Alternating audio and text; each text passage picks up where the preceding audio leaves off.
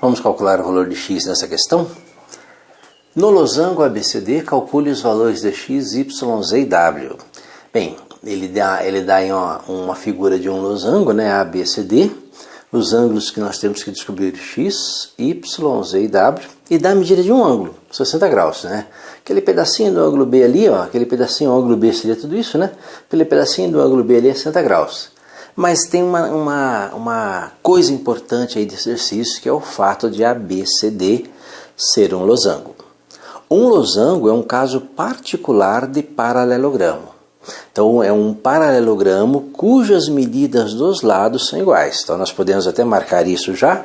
A medida do lado AB é a mesma medida do lado BC, que é a mesma medida do lado CD, que é a mesma medida do lado AD. Então todas as medidas são iguais. As diagonais se cruzam no ponto médio, né? Então nós temos aqui um ponto médio, né? Esse ponto aqui é um ponto médio. Então, a partir desse ponto aqui, que nós vamos chamar de ponto médio M, nós temos que essa medida é igual a esta medida é igual a esta, ou seja, nós temos AB igual a BC, igual a CD, igual a AD, AM igual a MC e BM igual a MD.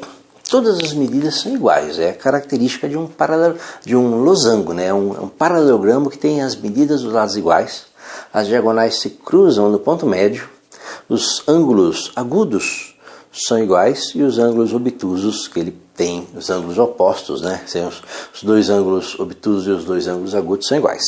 Bem, com isso o que acontece? Como as medidas são todas iguais, os triângulos formados são todos triângulos com as mesmas medidas. O triângulo ABM é congruente ao triângulo BMC, que é congruente ao triângulo DMC, que é congruente ao triângulo AMD. Então todos os triângulos têm as mesmas medidas, inclusive as medidas dos ângulos, né? Se todos os triângulos têm as mesmas medidas, né, e as diagonais se cruzam ao meio, perceba que nesse triângulo aqui, este ângulo é igual a este. Então nós já descobrimos o valor de Z. O nosso Z, ele mede 60 graus. Se o Z mede 60 graus, perceba que esse ângulo aqui é igual a esse, o Y também mede 60 graus. Bem, falta agora esse ângulo aqui, né? Uma característica do losango que fica bem clara nessa figura, né? É que o ângulo aqui formado pelas diagonais, a diagonal AC e a diagonal BD, é um ângulo reto. Então nós sabemos que o W é igual a 90 graus. Só que o W é um ângulo externo, né? Perceba que o W aqui, 90 graus, é um ângulo externo desse triângulo. Esse ângulo é igual a esse. Então x mais y é igual a 90. Como y é igual a 60, então o nosso x é igual a 30 graus.